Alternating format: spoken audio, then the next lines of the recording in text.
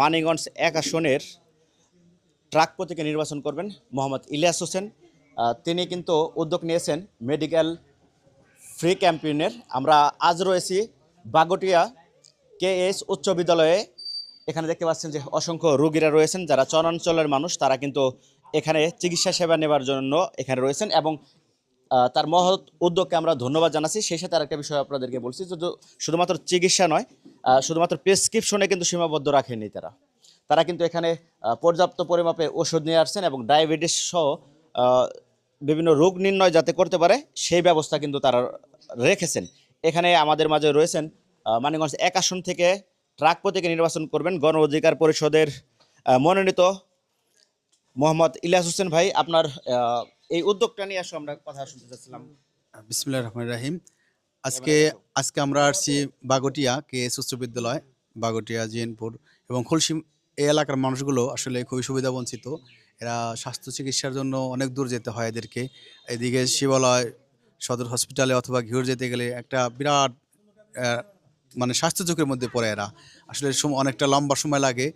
সেই লম্বা সময় লাগার কারণে অনেকে সচরাচর হসপিটাল যায়ও না। এরা আসলে শিক্ষা এবং স্বাস্থ্য খাতে আমরা মানিকগঞ্জ এই ঘিওর দৌলতপুরের মানুষ অনেকটা পিছিয়ে বলা যায়। সত্যি অর্থে এই জিএনপুরে চরাঞ্চলের মানুষ চাইলেও এরা সময়ের অভাবে নিয়মিতভাবে স্বাস্থ্য পরীক্ষা করেন না বা হসপিটালগুলো যান না। সেই দিকগুলো খেয়াল করেই আমি এই জিএনপুর বাগটিয়ার মানুষের কথা চিন্তা করেই এখানে আজকে ফ্রি মেডিকেল ক্যাম্পের ব্যবস্থা করেছি। আলহামদুলিল্লাহ গণ অধিকার পরিষদের পক্ষ থেকে এই ফ্রি মেডিকেল ক্যাম্পগুলো আগেও চলেছে এবং কন্টিনিউ চলবে ইনশাআল্লাহ। আসলে মানুষের এই যে স্বাস্থ্যের বিষয়টা, এটা একটা মানুষের বাঁচার যে মূল চাহিদাগুলোর মধ্যে স্বাস্থ্য অন্যতম। আমরা যদি সুস্বাস্থ্যের দিকে না হই তাহলে আমাদের আসলে বেঁচে থাকা খুব কঠিন। তাই আমি এই চরাঞ্চলের মানুষগুলোর জন্য আজকে বেশ ৬ জন অভিজ্ঞ ডাক্তার নিয়ে এসেছি ঢাকা এবং মানিকগঞ্জ থেকে।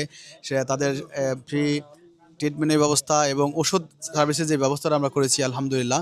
এখানে আমাদের অভিজ্ঞ ডাক্তারগণ রোগীদেরকে শ্রম করছেন এবং আমাদের যে ওষুধগুলো আছে আপনারা দেখতে পাচ্ছেন, ওষুধগুলোও কিন্তু আমরা রোগীদের মধ্যে ফ্রি বিতরণ করছি। তো আমাদের এই কার্যক্রমগুলো ইনশাআল্লাহ কন্টিনিউ থাকবে। আসলে মানব সেবার নিয়তেই রাজনীতিতে আসছি। মহান আল্লাহ যদি আমাকে কবুল করে আগামী সংসদ নির্বাচনে আমি মানিকগঞ্জ থেকে ট্রাক প্রতীকে নির্বাচন করব। এই এলাকার মানুষ যদি আমাকে ট্রাক মার্কায় ভোট দিয়ে জয়যুক্ত করে আমি এই মানব সেবার কাজগুলো অব্যাহত রাখবো এবং কন্টিনিউ করার চেষ্টা করবো ইনশাআল্লাহ। ব্যথা টেস্ট দিছে, ব্যথার ওষুধ দিয়ে দিছে, আর কিছু ওষুধ একটা বাদ আছে ওরা কিনে আনলো বাইরে থেকে, আর ওষুধ দিয়ে দিছে। অসুস্থ মানুষ মনে করে আমি হলো ডাক্তার দেখে আছি, ডাক্তার দেখলে ওষুধ নিয়ে গেলাম, ডাক্তার দেখলো আমার ডায়াবেটিস মাপছে, আমার প্রেশার মাপছে, কথা বলছেন না, ওষুধ দিয়ে দিছে আর লিখে দিছে ওষুধ আনতে হইব বা কিনে খাইতে হইব। এরা বললো কথা কিনা, এটা আমার এটা দিয়ে দিলাম বললো। কি সমস্যা আপনার? কানের সমস্যা, কানের সমস্যা, কানের সমস্যা, মাথার সমস্যা। ডাক্তারের কাছে আসছেন? হ্যাঁ, আসলে চরাঞ্চলের মানুষ, আমরা তো অনেক কষ্টে থাকি। ইলিয়াস ভাই যে টিমটা আনছে মেডিকেল টিম, তার জন্য অনেক ধন্যবাদ। আমাদের ওষুধ দিছে, তার জন্য অনেক ধন্যবাদ, যাতে মাঝে মধ্যে তাকে আমরা আনতে পারি বা তার জন্য আমরা সবসময় দোয়া করি।